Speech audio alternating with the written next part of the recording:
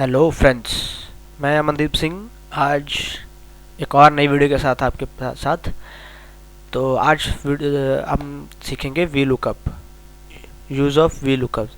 तो फ्रेंड्स, यहाँ पर आज मैं आपको बताने वाला हूँ कि वी लुकअप यूज़ कैसे करते हैं, क्यों करते हैं, यूज़ करने के लिए क्या चीज़ें चाहिए और क्या इंस्ट्रक्शंस हैं, क्या रूल्स हैं, क्या फॉलो करना चाहिए।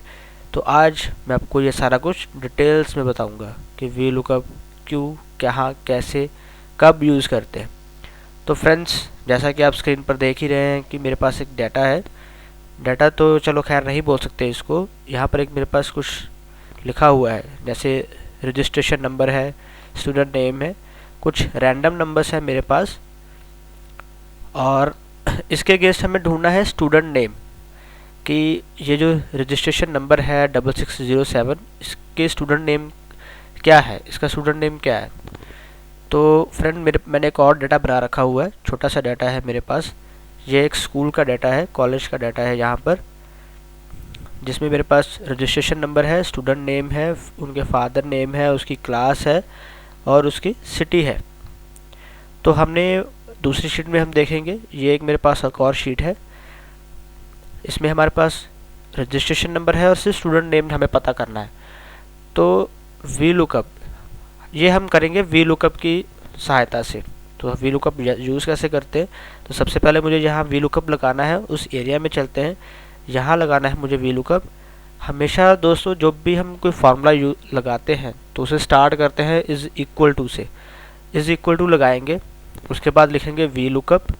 वी लुकअप लिखा है, उसके बाद हम देखेंगे कि जो हमें चीज़ चाहिए, जिसके अगेंस्ट हमें स्टूडेंट नेम चाहिए, वो सेलेक्ट करेंगे। जैसे हमें यहाँ पर 6607 रजिस्ट्रेशन नंबर के अगेंस्ट हमें स्टूडेंट नेम ढूंढना है, तो मैं इसे सेलेक्ट करूँगा। उसके बाद आप देखेंगे यहाँ पर एक ना फार्मूला टैब खुल गया है। कुछ चीज़ें बोल्ड है, ये वी लुकअप, ये बोल्ड है, ये नॉन बोल्ड है। तो जो चीज़ बोल्ड होती है उसका मतलब होता है कि अभी हमें ये फिल चाहिए, ये चीज़ हमें चाहिए। जैसे अभी वी लुकअप वैल्यू, तो वी लुकअप वैल्यू इसकी, और अगर आप डेफिनेशन चाहते हैं कि वी लुकअप क्या है, या आप कोई ऐसा फार्मूला यूज़ कर रहे हैं जिसके बारे में आपको नॉलेज नहीं है, जो फर्स्ट टाइम आप यूज़ कर रहे हैं, तो उसके बारे में पता करना हो कि ये चीज़ क्या मांग रहा है, क्या एक्सेल हमसे क्या कहने की कोशिश कर रहा है। तो हमारे पास एक फार्मूला की होती है, इंसर्ट फंक्शन नाम की होती है। तो यहाँ क्लिक करेंगे, यहाँ क्लिक करने के बाद ये पूरा एक आर्गूमेंट्स खुलेगा, फंक्शन आर्गूमेंट जितने भी उसके हमारे पास अभी हम देख रहे थे। अगर मैं इसको कैंसिल करता हूँ और फिर से अगर वी लुकअप लगाऊँ, तो मेरे पास जो यहाँ पर लिखा हुआ है we lookup value, table array, column index number and range lookup, तो ये मेरे पास वहाँ पर भी होगा। अगर मैं इस पर इंसर्ट फंक्शन की पर क्लिक करता हूँ, तो जो मेरे पास वैल्यूज़ आती हैं, जो आर्गूमेंट्स आएंगे, वो तो सेम होंगे। We lookup value, table array, column index number, range lookup. तो यहाँ पर अभी हमें वी लुकअप वैल्यू पे क्लिक किया हो, और इसकी वी लुकअप की डेफिनेशन आप अगर देखेंगे तो ये आपको डेफिनेशन ये रही, V lookup value is the value to be found in the first column of the table and can be a value, a reference और ए टेक्स्ट स्ट्रिंग। कहने का मतलब ये है कि वी लुकअप वैल्यू वो होती है जो हमें पहले टेबल के पहले कॉलम में मिलती है। तो अब आप पूछेंगे कि पहले कॉलम में ही क्यों, तो मैं आपको बता देता हूँ कि वी लुकअप लगाने का सबसे पहला रूल ये है कि जो चीज़ हमने ढूंढनी है वो टेबल के टॉप लेफ्ट में होना चाहिए, सबसे लेफ्ट में होनी चाहिए वो चीज़। वो आपको मैं अभी बताऊंगा कैसे। तो वी लुकअप हमें वैल्यू हमने क्या ढूंढनी है अभी, ये वाली E2। तो यहाँ पर आप देखेंगे कि इसके अगेंस्ट वैल्यू आ गई है 6607। तो टेबल एरे, अब टेबल एरे पे क्लिक करता हूँ तो नीचे डेफिनेशन आ जाती है इसकी। Table array is the table of text, number और logical value in which data is retrieve. Table array can be a reference to a range और ए रेंज नेम। तो कहने का मतलब है कि टेबल एरे एक टेबल होता है जिसमें टेक्स्ट होगा, नंबर होगा या लॉजिकल वैल्यूज़ होंगी, जिस इन विच डाटा इज रिट्रीव, जिसमें से हमें डाटा ढूंढ के लाना है।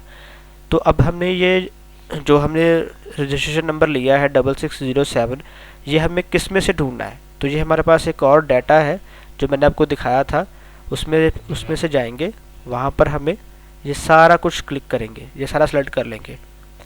जैसा अगर आप देख पा रहे हैं तो हमने ये पूरा टेबल सेलेक्ट कर लिया है। रजिस्ट्रेशन नंबर यहाँ पर भी टॉप लेफ्ट में है और वहाँ पर भी लेफ्ट में था, ठीक है। तो अभी हमें इसे क्लिक कर देंगे, यहाँ पर क्लिक करेंगे।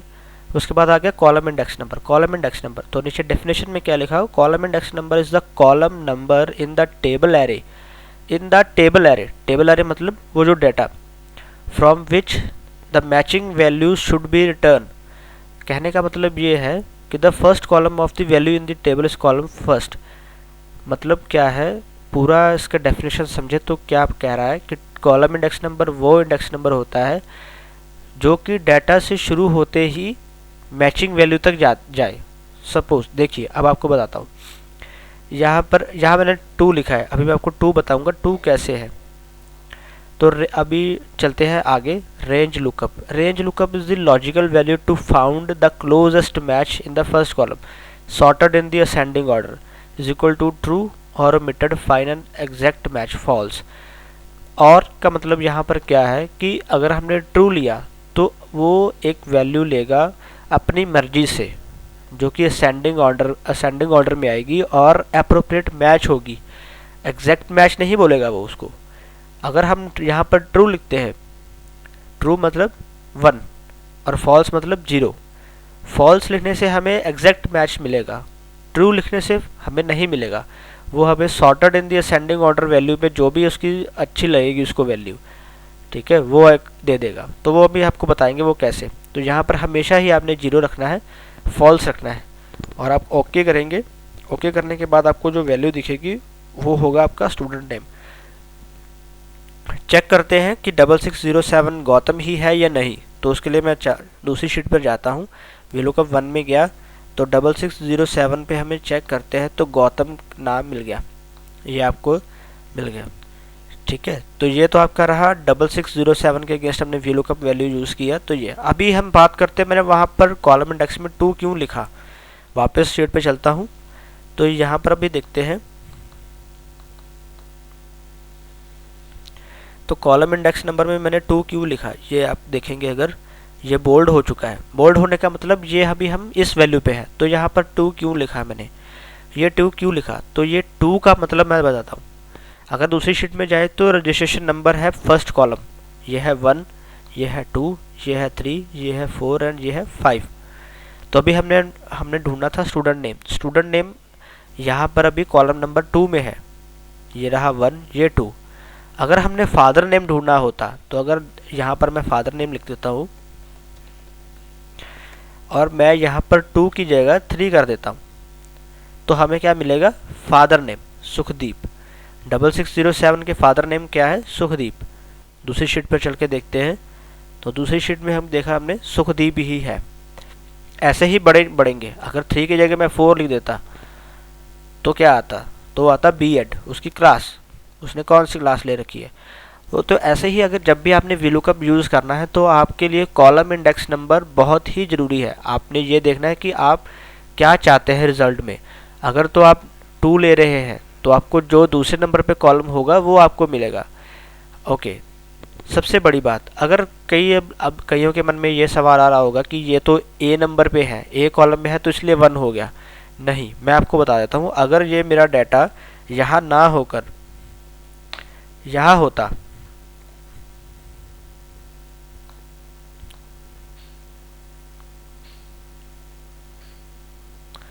अगर यहाँ होता D कॉलम से स्टार्ट हो रहा है, बाकी 3 कॉलम खाली हैं, तब भी ये ऐसे ही होता। 1, ये 1 होता, ये 2 होता, ये 3 होता, ये 4 होता। कॉलम नंबर से इसका कोई लेना देना नहीं है। जहाँ से डाटा स्टार्ट होता है और जहाँ पर डाटा ख़त्म होता है वही डाटा का एंडिंग और स्टार्टिंग और एंडिंग पॉइंट होता है। 1, 2, 3 A B C इसका कोई लेना देना नहीं है। यहाँ पर डाटा आप देखेंगे 5वीं रो से शुरू हो रहा है और D कॉलम से शुरू हो रहा है, तो ये फिर भी 1 ही काउंट होगा। आपको दिखा देता हूँ, इज इक्वल टू लगाता हूँ, VLOOKUP यूज़ करते हैं। VLOOKUP वैल्यू रहेगी E2 इसलिए क्योंकि जिसका हमने फाइंड आउट करना है, जिसके अगेंस्ट फाइंड आउट करना है। तो एक ही चीज़ हमारे पास कॉमन है जो कि रजिस्ट्रेशन नंबर है। रजिस्ट्रेशन नंबर यहाँ पर भी है और रजिस्ट्रेशन नंबर वहाँ पर भी है, समझ रहे हैं ना आप, ठीक है। तो एक चीज़ ऐसी चाहिए जो दोनों में कॉमन है। दूसरी चीज़ अब चाहिए हमें डाटा। तो डाटा हम सेलेक्ट कर लेंगे और 2 नंबर कॉलम इंडेक्स और 0 is equal to false, enter करेंगे तो गौतम आ गया। तो जैसे आप देख रहे हैं कि डाटा चाहे वहाँ पर था चाहे यहाँ पर था, वो कहीं पर भी हो, वो शुरू 1 से ही होगा, 1 2 3 4 और सो ऑन। ठीक है दोस्तों। दूसरी चीज़ अब आपको बताता हूँ इसके रूल्स कि वी लुकअप कहाँ काम करता है और कहाँ काम नहीं करता है। यहाँ कोई एरर आ जाए तो उसे कैसे हैंडल करते हैं। तो हमारे पास बेसिकली एक डाटा है जैसा अभी हमने किया। तो अगर मैं यहाँ पर 6611 कर दूँ दोस्त, ठीक है, जो कि मेरा डाटा यहाँ पर अगर आप ध्यान से देखें तो 6610 तक ही था। तो मैंने जो स्टार्टिंग पॉइंट है वो 6611 कर दिया। या मैं क्या करता हूँ कि अगर इसकी जगह पर कोई 6 ऐसा नंबर जो वहाँ पर मौजूद नहीं है, जैसे यहाँ पर मैंने 6612 कर दिया, तो ये मेरे पास हैश आने आ गया। तो हैश आने का मतलब क्या है? हैश आने का मतलब होता है कि ये डाटा अवेलेबल नहीं है वहाँ पर। जैसे आप देखो कि 6601 2 3 4 एंड 5 एंड 10 तक आपके पास है, तो 111 और 112 नहीं है, 6612 नहीं है, इसलिए उसने एरर दे दिया। तो यही चीज़ होती है कि आपके पास अगर आप डाटा ढूंढ रहे हैं, आप उसमें से कुछ ढूंढ रहे हैं और आपके पास ये एरर आ गया, तो घबराएं नहीं, आप ध्यान से देखें वो वाली चीज़ उस डाटा में नहीं होगी, इसलिए ही वो एरर आया हुआ है। या एक चीज़ और है, कई बार क्या होता है कि अगर आप वीलुकअप लगा रहे हैं नंबर्स पर, तो नंबर्स जो कई बार वो स्टोर होते हैं टेक्स्ट में। टेक्स्ट में कैसे बता देता हूँ। 6601 अब ये नंबर नहीं रहा, ये नंबर एक टेस्ट हो गया है। इसकी ये कैसे पता करते हैं, इस अगर आप ध्यान से देखें तो 6601 के आगे एक हरा सा बिंदु है।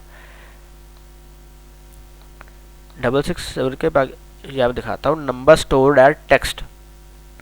ठीक है दोस्तों। तो कई बार क्या होता है कि मैं जैसे अभी यहाँ पर 6601 कर देता हूँ, तो ये नंबर में है मेरे पास, ये नंबर है और ये टेक्स्ट है। तो 6601 यहाँ पर भी है, 6601 वहाँ पर भी है। देखने में हमें ऐसा लगता है कि दोनों ही है, दोनों जगह पर है, बट एक्चुअली क्या है कि एक जगह पर वो टेक्स्ट है और एक जगह वो नंबर है। यहाँ पर वो नंबर है और यहाँ पर ये टेक्स्ट है। इसलिए ये क्या किया इसने कि हमें यहाँ पर एरर दे दिया। तो एरर देखते हैं कि value not available error. Hash आने का मतलब क्या होता है कि वैल्यू नॉट अवेलेबल एरर है ये। तो घबराए नहीं, अगर आपके पास डाटा यहाँ पर भी है और वहाँ पर भी है तो देखें कि दोनों का फॉर्मेट सेम है क्या। अगर फॉर्मेट सेम नहीं है तो दोनों का फॉर्मेट सेम करिए, फिर आप वीलुकअप का यूज़ करिए। अगर फॉर्मेट सेम नहीं होगा तो हैश आने ज़रूर आएगा ही आएगा। ठीक है दोस्त। तो आशा करता हूँ कि आपने आज वीलुकअप सीखा होगा। आप घर पे ट्राई करिए इसको एक बार। ऑफिस में ट्राई करने से पहले आप घर पे ज़रूर ट्राई करिए। ऐसा ना हो कि आप इंटरव्यू देने जा रहे हैं या कहीं ऐसी जगह पर आप यूज़ करने वाले हैं या बेइज्जती ना हो जाए, इस वजह से आप पहले ही इसको अपने यूज़ करिए। आशा करता हूँ आपने आज बहुत कुछ सीखा होगा। अगर कुछ रह गया है या कुछ छूट गया है या आप मुझे कुछ बताना चाहते हैं तो मुझे आप फेसबुक पर, ट्विटर पर या मेरे यूट्यूब चैनल पर भी मुझे देख सकते हैं। ये मेरा फेसबुक पेज है, एवीज ब्लॉग के नाम से मेरा फेसबुक पेज है। यूट्यूब पे मेरा चैनल है एवी गिल। गूगल प्लस पे भी है। एक ब्लॉग चलाता हूँ मैं, एवी ब्लॉग के नाम से मेरा ब्लॉग है। आप मुझे चाहें तो ईमेल भी कर सकते हैं, मेरी ईमेल आईडी आप नोट कर सकते हैं, avigilsblog@gmail.com। तो आप मुझे ईमेल कर सकते हैं। तो आशा करता हूँ आपने सीखा होगा। अगर कुछ रह गया तो आप मुझे ज़रूर बताएं। थैंक्स।